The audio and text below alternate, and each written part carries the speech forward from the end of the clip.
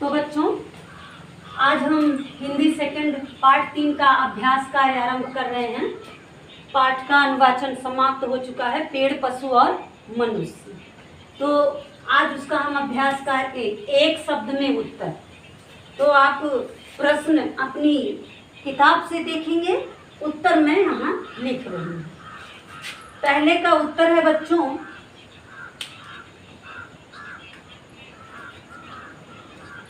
लेखक की खिड़की के सामने क्या था? पेड़। क्या था? पेड़।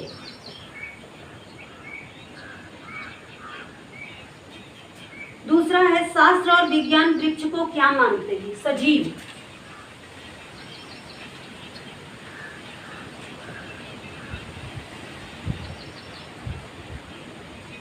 जिसमें जीवन हो उसे सजीव कहा जाता है। तीसरा है, तीसरा है, अपनी जेल यात्रा में लेखक कहाँ बंद था? डाकूवाड़।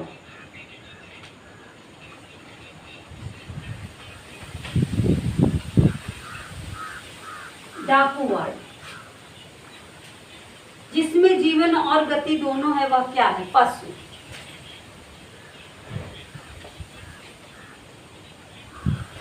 तो ये है पहले एक शब्द का उत्तर।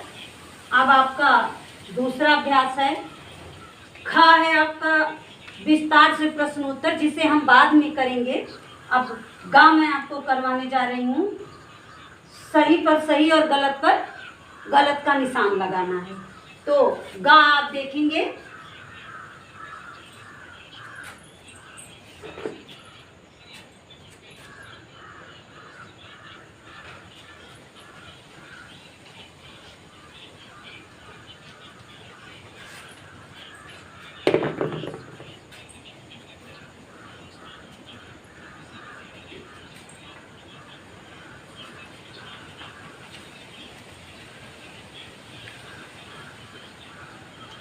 गा है बच्चों, गा का वन है 2, 3, 4। मैं अपनी कुर्सी पर बैठा उसे घंटों देखता हूँ। गलत है बच्चों, ये है गलत। मेरी खिड़की के सामने एक पेड़ खड़ा है। सही है। शास्त्र और विज्ञान दोनों वृक्ष को निर्जीव मानते हैं। गलत। जिसमें जीवन है पर गति नहीं है वह पेड़ है। सही। तो ये आपका घा अभ्यास कार्य का उत्तर है। अब आप घा देखें। घा है, वृक्ष बनने की प्रक्रिया को सही क्रम में लिखिए। वृक्ष कैसे बनते हैं? तो पहला है बीज, जिसे हम जमीन में डालते हैं, फिर उसके बाद बनता है वृक्ष।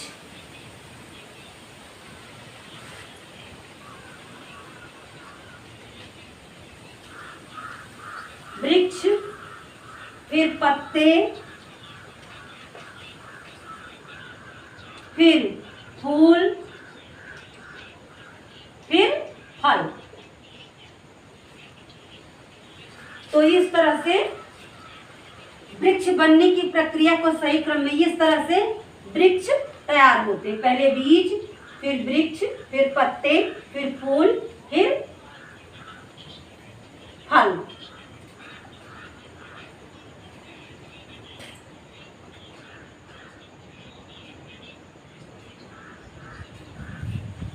लिसन बच्चों, थोड़ा सा गलत हो गया है। यहाँ वृक्ष की जगह पर पहले पत्ते होंगे। पहले पत्ते ही निकलते हैं, फिर वृक्ष बनता है। तो यहाँ होगा बीज, पत्ते, उसके बाद वृक्ष, फिर फूल, फिर फल।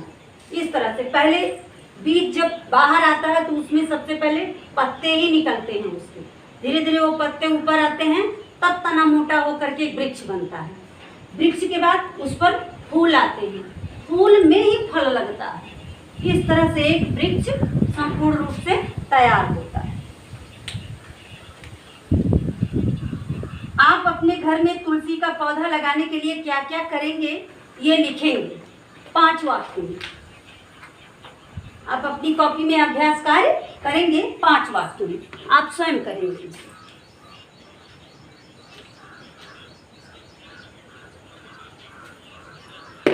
तो गा घा अंगा हो गया, का गा घा अंगा हो गया। अब चा मैं आपको बताने जा रही हूं।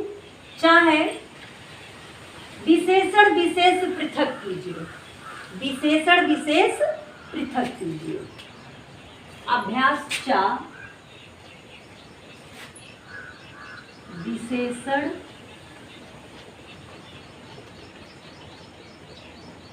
विशेष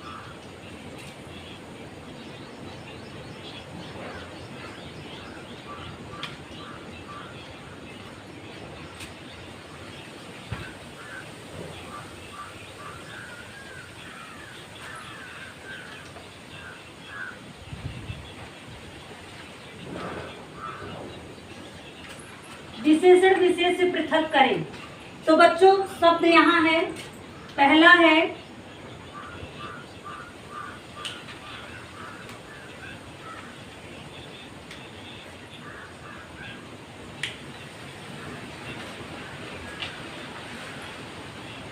यहाँ है विशेषण और ये है विशेष।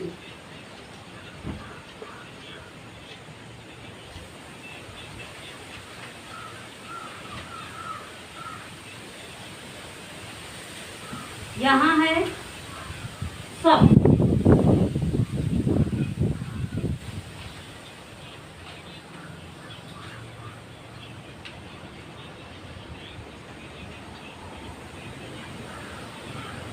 पहला है साधारण देह,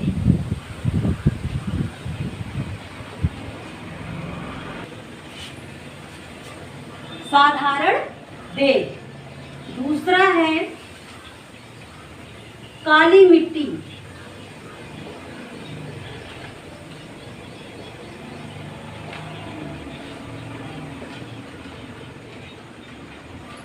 तीसरा है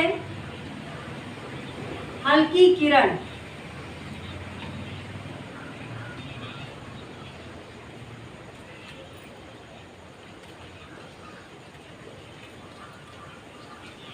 चौथा है समन्वित भाष्य।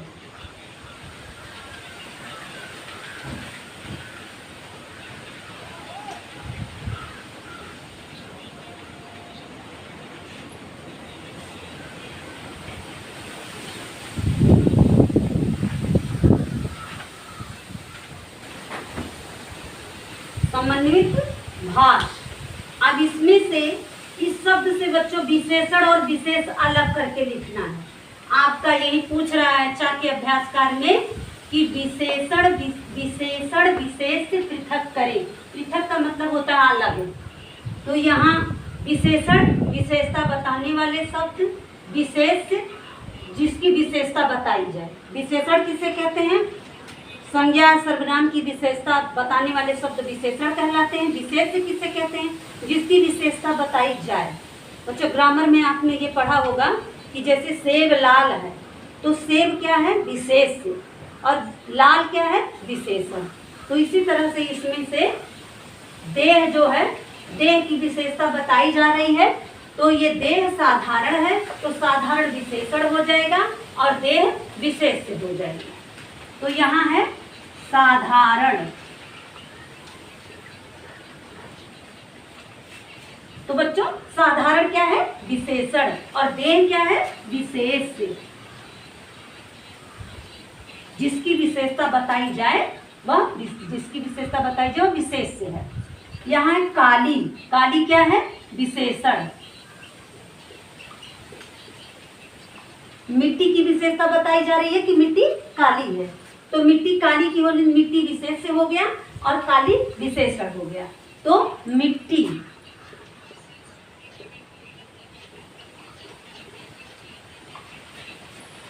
हल्की किरण। किरण रोशनी। रोशनी कैसी है? हल्की है कि गाढ़ी है? तो रोशनी कैसी है? हल्की। तो किरण क्या है? जो है विशेष। और हल्की विशेषण।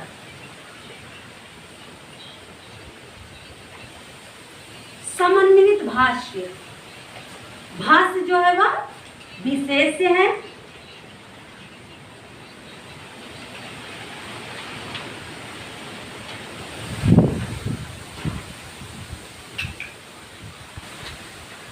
और समन्वित विशेषण।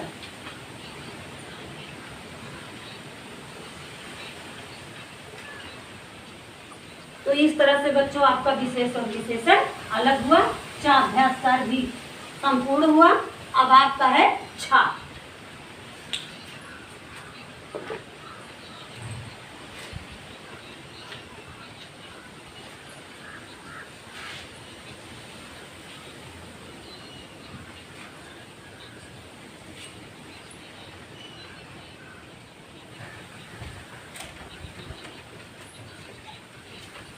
अभ्यास कार्य में आपके क्या पूछ रहा है? निम्न शब्दों के दो दो पर्यायवाची शब्द लिखिए। पर्यायवाची नहीं, समानार्थी शब्द, एक जैसा अर्थ बताने वाले। नाम उनके अनेक हों लेकिन अर्थ उसका एक ही निकलता है, वह है पर्यायवाची शब्द। तो छा अभ्यास आपका है छा।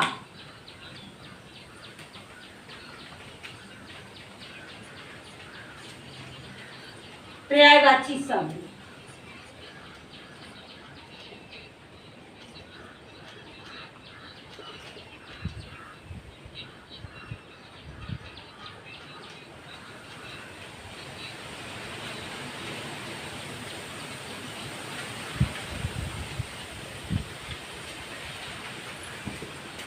पहला है बच्चों यहाँ वन, पेड़। दूसरा है देह। तीसरा है फूल।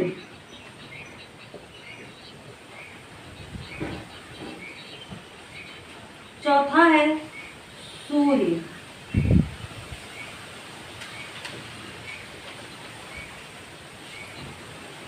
अब इसके और क्या क्या नाम है? दो दो नाम और लिखिए। पेड़ को वृक्ष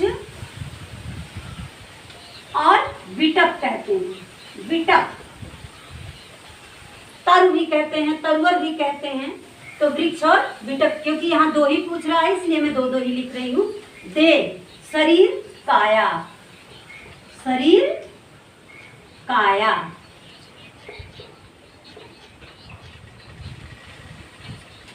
फूल कुसुम, सुमन।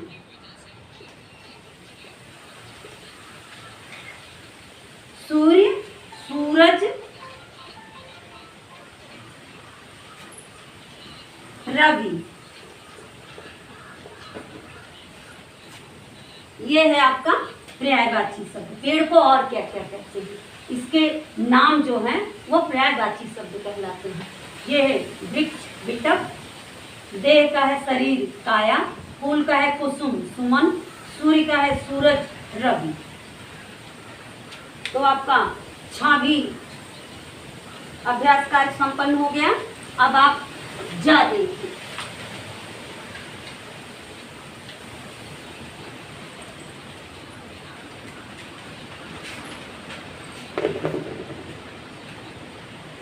जा, जा है आपका उपसर्ग अलग करके लिखिए। उपसर्ग अलग,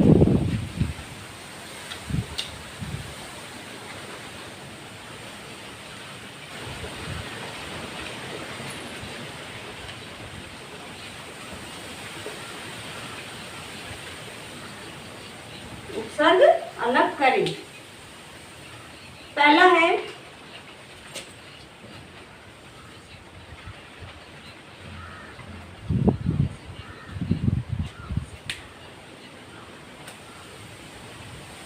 अनुभव।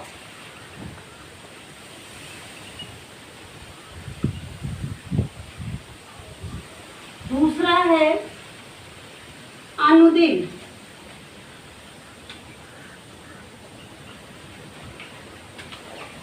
तीसरा है प्रतिक्रिया।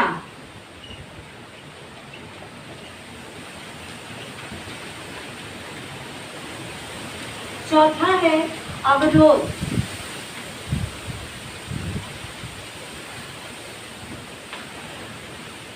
इसमें से उपसर्ग अलग करना। उपसर्ग किसे कहते हैं, विसर्ग किसे कहते हैं। आगे लग जो शब्दों के मूल शब्दों के आगे लगकर एक नवीन शब्द का जो निर्माण करता है वो उपसर्ग कहलाता है, और जो पीछे लगता है वैसे संस्कृत में सिर्फ विसर्ग लगता है। पीछे लगने वाले शब्द प्रत्यय कहलाते हैं। तो ये है आपका आनु। अनु हो जाएगा उपसर्ग आनु। अनु, इसमें भी अनु होगा, दूसरे में, तीसरे में होगा प्रति, चौथे में होगा अब। ये है